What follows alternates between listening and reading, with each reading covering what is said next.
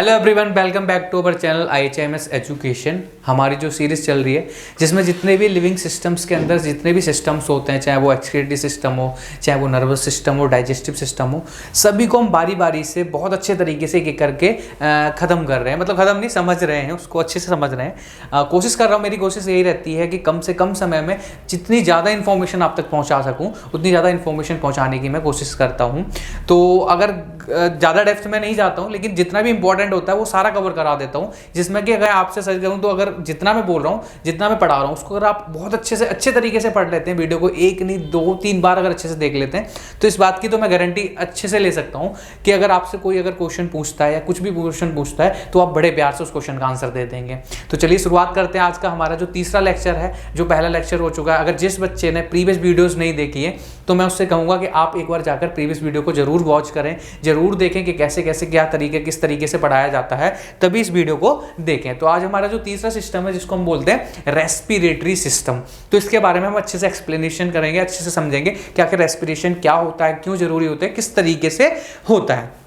चलिए, उसके लिए हमें एक नया पेज लेना होगा, तो पेज ले लेते हैं। ठीक है, चलो आगे बढ़ते हैं। ठीक है, तो देखो सबसे पहले मैं अगर बात करता हूँ रेस्पिरेशन की बात करता हूँ, किसकी बात करता हूँ, रेस्पिरेशन।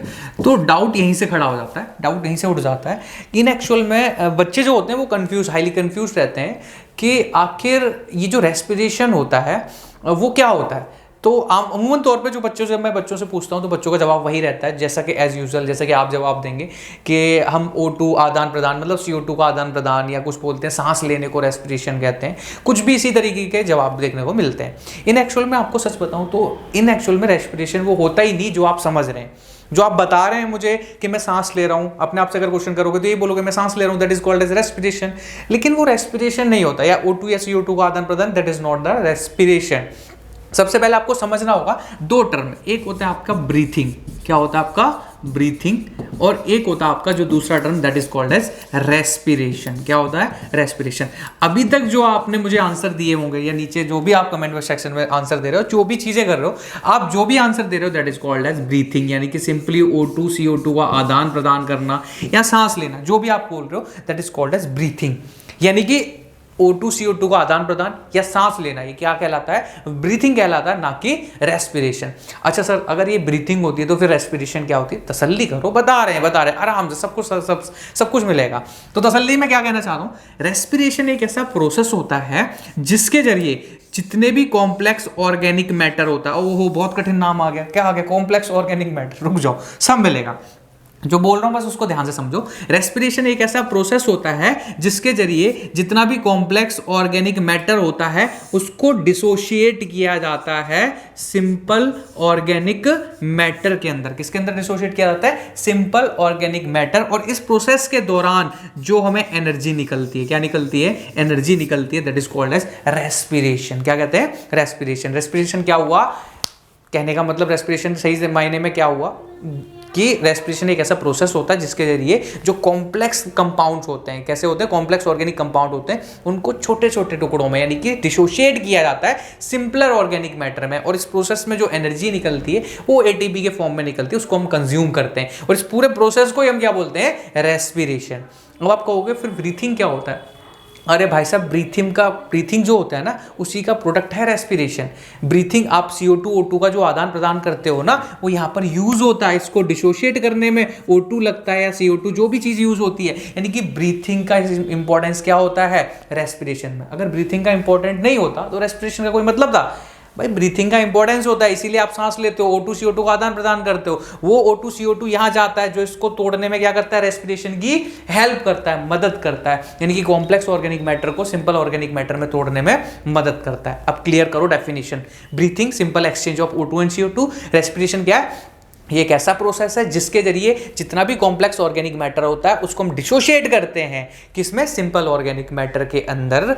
और इस प्रोसेस में जो एनर्जी या जो भी एनर्जी रिलीज होती है उसको हम ATP के फॉर्म में क्या करते हैं, कंज्यूम करते हैं। इसका मतलब एक चीज समझ में आ रही होगी आपको, इससे पहले मैंने न्यूट्रिशन पढ़ाया था, क्या पढ़ाया था, न्यूट्रिशन। तो आपको एक चीज समझ में आ गई, न्यूट्रिशन से हमें खाना तो मिल गया, लेकिन एनर्जी कहां से मिलेगी, रेस्पिरेशन से। इसका मतलब समझ लो, ये जितने भी सिस्टम्स होते हैं वो एक दूसरे से क्या होते हैं, इंटरलिंक्ड होते हैं। कोई सिस्टम एक दूसरे से, ये नहीं कि भाई भाई न्यूट्रिशन ज्यादा इंपॉर्टेंट है कि न्यूट्रिशन हो गया तो रेस्पिरेशन की जरूरत नहीं है, या रेस्पिरेशन बहुत इंपॉर्टेंट है, रेस्पिरेशन हो गया तो न्यूट्रिशन की जरूरत नहीं है। सारे सिस्टम एक दूसरे से क्या है, इंटरलिंक्ड है। यानी कि अगर ये न्यूट्रिशन करेगा, यानी कि यहां से खाना लेगा तो एनर्जी कहां से मिलेगी, रेस्पिरेशन से। बिना रेस्पिरेशन के न्यूट्रिशन इनकम्प्लीट है, और बिना न्यूट्रिशन के रेस्पिरेशन इनकम्प्लीट। अरे भाई एनर्जी कब मिलेगी, जब न्यूट्रिशन ले लो। तो कहने का मतलब न्यूट्रिशन भी इंपॉर्टेंट है और रेस्पिरेशन भी इंपॉर्टेंट है। सारे सिस्टम एक दूसरे से क्या है, इंटरलिंक्ड है, और इंटरलिंकिंग के जरिए ही वो एक लिविंग ऑर्गेनिज्म को क्या कर रहे हैं, लिविंग कहलाने में मदद कर रहे हैं। तो मोटे तौर पे मैंने क्या कहा, रेस्पिरेशन। अब ये आप देख रहे हो कॉम्प्लेक्स ऑर्गन, सर जी क्या लिखा दिया, कुछ बहुत देखो, कॉम्प्लेक्स का मतलब जटिल, मतलब एक से बड़ा कंपाउंड। ऑर्गेनिक का मतलब बताऊंगा, जो कार्बन, हाइड्रोजन और ऑक्सीजन से मिलकर बना हुआ होता है उसको ऑर्गेनिक कंपाउंड कहते हैं। मैटर का मतलब जो जनरल, जो सॉलिड लिक्विड है, किसी भी स्टेट में पाया जाता है, that is called as matter. यानी कि वो कॉम्प्लेक्स, जैसे मैं अगर एक एग्जांपल के जरिए से बताऊं, ये हो गया आपका कॉम्प्लेक्स मैटर, और इसको मैंने तोड़ दिया ऐसे ऐसे, that is called as simple organic matter. और इस प्रोसेस को हम क्या कहते हैं, रेस्पिरेशन। क्या यहाँ पर ब्रीथिंग का क्या इस्तेमाल होता है, ये O2 का इस्तेमाल करता है। यानी कि ब्रीथिंग में जो O2 CO2 मिलती है उसका हम क्या करते हैं इसमें इस्तेमाल। तो आशा करता हूँ अब आपकी कंफ्यूजन दूर हो गई होगी। बहुत समय ले लिया मैंने इसे समझाने में, क्योंकि बहुत से बच्चों का कंफ्यूजन रहता है कि ब्रीथिंग और रेस्पिरेशन में क्या अंतर होता है। तो ब्रीथिंग का प्रोडक्ट यूज करता है कौन, respiration. Without breathing there is no respiration. जब तक ब्रीथिंग नहीं होगी रेस्पिरेशन पॉसिबल नहीं है, क्योंकि रेस्पिरेशन के लिए ऑक्सीजन चाहिए, और ऑक्सीजन कहां से मिलता है आपको, ब्रीथिंग से मिलता है। समझ में आया, चलो क्लियर हो गई चीजें। तो अब हम आगे अपने टॉपिक पे, नेक्स्ट टॉपिक पे बढ़ते हैं। अब समझिए, हमारी बॉडी के अंदर ना हर चीज, हर एक सिस्टम को, इस प्रोसेस को करने के लिए एक सिस्टम प्रेजेंट है। सेम उसी प्रकार से रेस्पिरेशन को करने के लिए हमारे पास क्या प्रेजेंट होता है, रेस्पिरेटरी सिस्टम। कहानी की तरह पूरा एकदम एकदम कठिन मत बनाइए, कठिन आप खुद अपने आप से बना लोगे, मैं बहुत इजी तरीके से समझाता हूं। तो कहने का मतलब है, कहानी की तरीके से समझिए कि रेस्पिरेशन क्या है, एक तरीके से प्रोसेस है जिसके जरिए हम क्या क्या करते हैं, मैं बता चुका। अब किस तरीके से किया जाता है, तो एक सिस्टम प्रेजेंट होता है, that is called as respiratory system. मैं जरा थोड़ा सा एक बार पीछे करके आपको समझा देता हूं। ये सिस्टम जो दिखाई दे रहा होगा पूरा इंसान है, लेकिन इसमें ये जो भाग है जो आपको दिखाई दे रहा है, ये चीजें जो दिखाई दे रही है, that is called as respiratory system. इसके अंदर क्या क्या चीजें इन्वॉल्व होती हैं, मोटे तौर पर मैं बता देता हूं। एक तो माउथ की जरूरत होती है, एक आपका विंड पाइप बोल सकते हैं, ट्रैकिया, मैं बताऊंगा, सब बताऊंगा, अभी बस समझ लो 3 पार्ट। और तीसरा आपका क्या होता है, लंग्स। 3 पॉइंट में आपकी कहानी खत्म हो जाएगी, माउथ, ट्रैकिया और लंग्स। 3 पॉइंट में आपकी कहानी खत्म हो जाएगी। अब 3 पॉइंट को एक एक करके विस्तार पूर्वक हम समझेंगे, ठीक है। अब आगे बढ़ते हैं, ठीक है। सबसे पहले मैंने क्या बताया, माउथ। रेस्पिरेशन कहां से स्टार्ट होती है, ऑब्वियस वाली बात है, ब्रीथिंग। रेस्पिरेशन नहीं, इन एक्चुअल में ब्रीथिंग, क्या बोल रहा हूं मैं, ब्रीथिंग। लेकिन ये ऑर्गन है जो क्या हेल्प करेंगे, आपके रेस्पिरेशन में मदद करेंगे, ठीक है। तो स्टार्ट कहां से होती है, माउथ से स्टार्ट होती है। कहां से स्टार्ट होती है, माउथ से स्टार्ट होती है। अब ये माउथ का क्या काम होता है, मैंने क्या बताया। अब अगर मैं बात करता हूं, सांस लेने की बात करता हूं, तो आपके पास 2 तरीके होते हैं, या तो आप नाक के जरिए सांस लेंगे, या आप कहां से सांस लेंगे, माउथ के जरिए। तो सांस लेने के लिए या एयर का आदान प्रदान करने के लिए हमारे पास 2 ओपनिंग होती है। एक नोज होती है जिसको हम नोस्ट्रिल बोल सकते हैं, क्या बोल सकते हैं, नोस्ट्रिल बोल सकते हैं। और एक आपके पास क्या होता है, माउथ। क्या होता है, माउथ। यानी कि इन दोनों का इस्तेमाल करके आप जो होता है, कोई भी बाहर से जो एयर वगैरह होती है, जिसको आप अपनी बॉडी के अंदर क्या करते हो, इनहेल करते हो। क्या करते हो, इनहेल। तो सबसे पहला काम किसका होता है, माउथ का। यानी कि रेस्पिरेशन प्रोसेस, देखो आपको लगेगा ब्रीथिंग चल रही है, लेकिन ब्रीथिंग के बाद ही रेस्पिरेशन आना वाला है।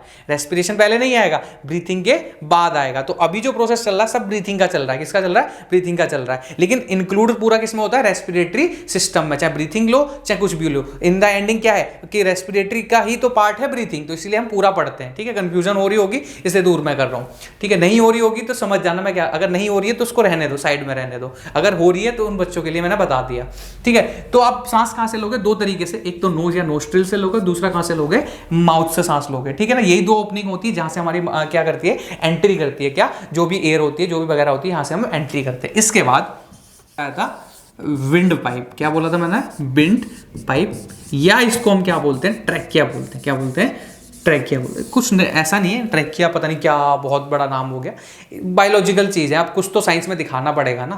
अब आप हर जगह फूड पाइप या विंड पाइप चिल्लाओगे तो भी तो सही नहीं है। कुछ तो बायोलॉजिकल टेंस या सेंटेंस या स्टेटमेंट या वर्ड्स याद रखने होते हैं। तो ट्रैकिया क्या होता है, एक तरीके से विंड पाइप होता है, जिसके जरिए सांस, यानी कि नली, जैसे खाने की नली होती है जिसको हम ईजोफेगस कहते थे, फूड पाइप कहते थे, सेम उसी प्रकार से क्या होती है, सांस लेने की एक नली होती है, और उस नली को हम क्या बोलते हैं, ट्रैकिया बोलते हैं। क्या बोलते हैं, ट्रैकिया। ये कुछ इस प्रकार से एलोंगेटेड फॉर्म में ऐसे करके ट्रैकिया मौजूद होता है। इसका क्या नाम होता है, विंड पाइप के नाम से भी इसको जाना जाता है। किस नाम से जानता है? Wind pipe. अब इसमें इंपॉर्टेंट चीज क्या होती है जो समझनी है बेटा, यहां पर ना कुछ सी शेप्ड, कैसी शेप्ड में? सी शेप्ड में ना कार्टिलेज की, किसकी?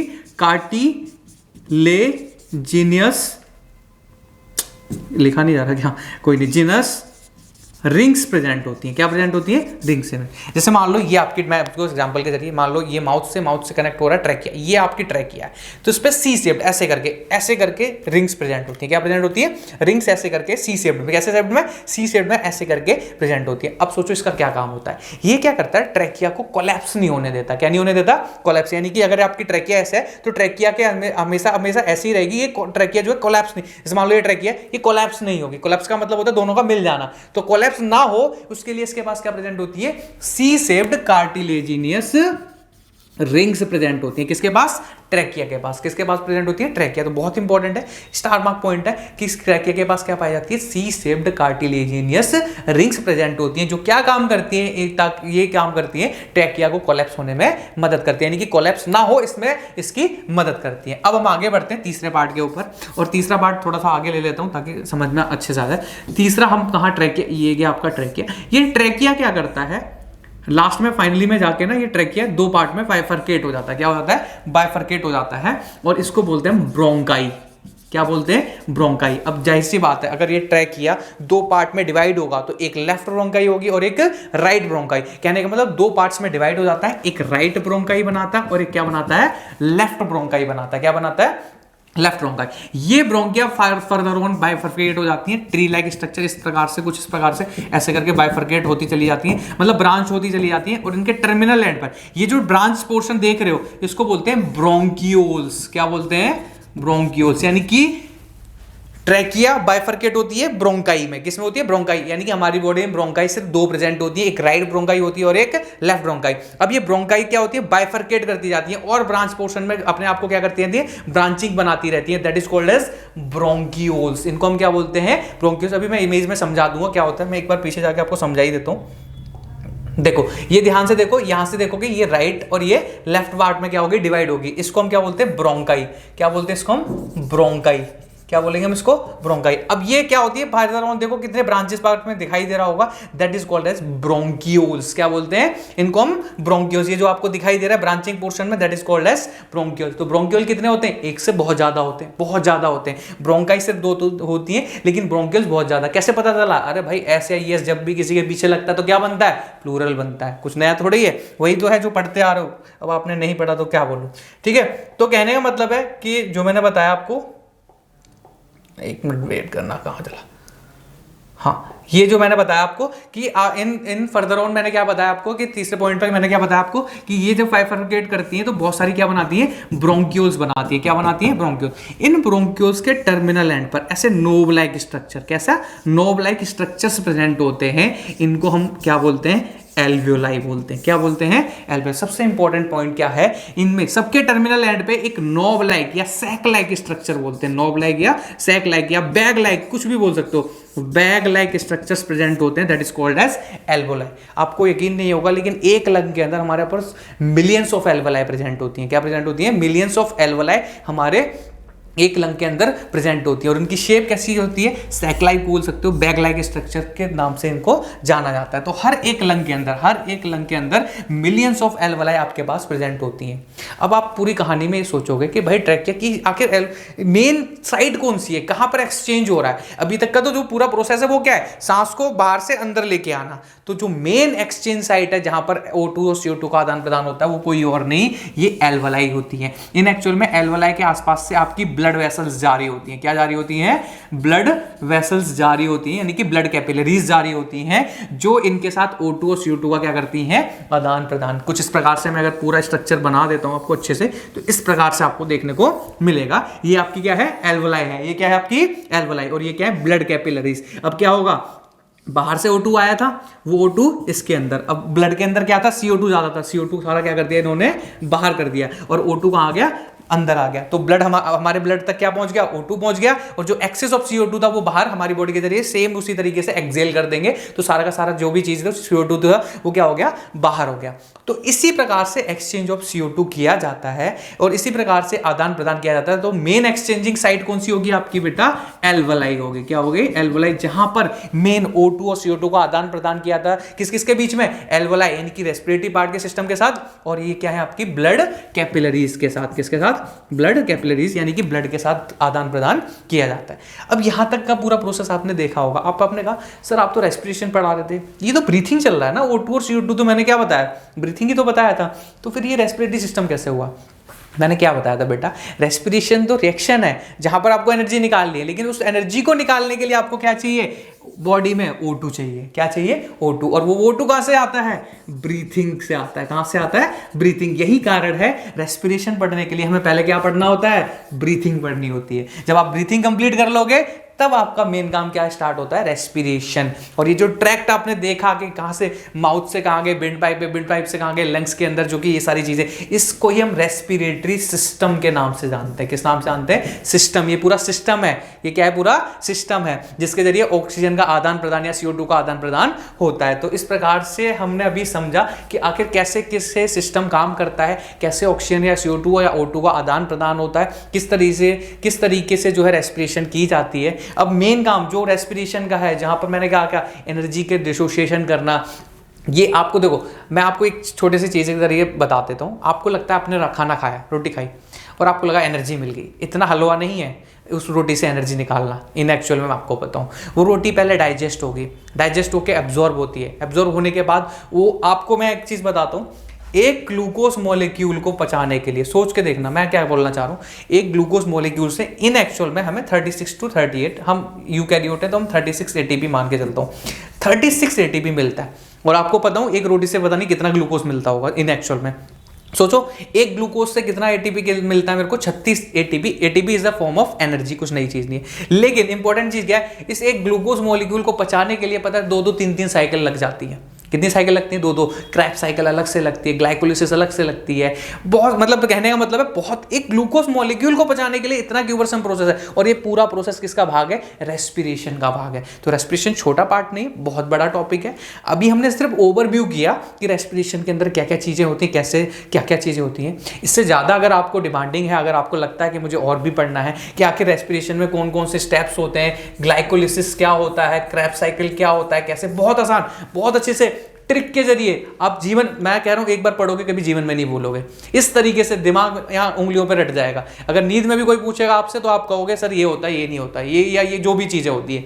तो ये इसका एक छोटा सा प्रोसेस नहीं, बहुत बड़ा प्रोसेस है। ग्लाइकोलिसिस, क्रैब साइकिल, इसके बाद ETS आता है, इलेक्ट्रॉन ट्रांसपोर्टिंग सिस्टम आते हैं, तो बहुत सारी प्रोसेस होता है। उसके बाद कहीं जाके रेस्पिरेशन कंप्लीट होता है। रेस्पिरेशन का मेन काम ही पता है क्या है, इस ग्लूकोज से बेटा एनर्जी निकालना, ATP निकालना, that is called as respiration. क्या कहलाता है, रेस्पिरेशन। समझ में आया मैं क्या कहना चाह रहा हूँ। सोचो कितना कठिन प्रोसेस है। और आपको लगता था रेस्पिरेशन तो हलवा है, सिर्फ सांस ले ली हो गया खत्म। अरे भाई सांस लेने को ब्रीथिंग बोलते हैं। ब्रीथिंग के बाद जो मेन काम तो रेस्पिरेशन का तो ब्रीथिंग के बाद का है। अब O2 आ गया, अब मुझे एनर्जी चाहिए। तो बेसिकली मैंने समझाया आपको आज की रेस्पिरेटरी सिस्टम होता क्या है। अगर आपको ये वीडियो अच्छी लगी हो, पसंद आई हो, कंटेंट अगर इन्फॉर्मेशन अगर आपको लगा हो काम का है, तो इसको आगे और भी स्टूडेंट्स तक पहुंचाइए और चैनल को लाइक से सब्सक्राइब जरूर करिए। अब हम मिलते हैं आपसे अगली अपने वीडियो में, तब तक के लिए bye bye, take care and thank you.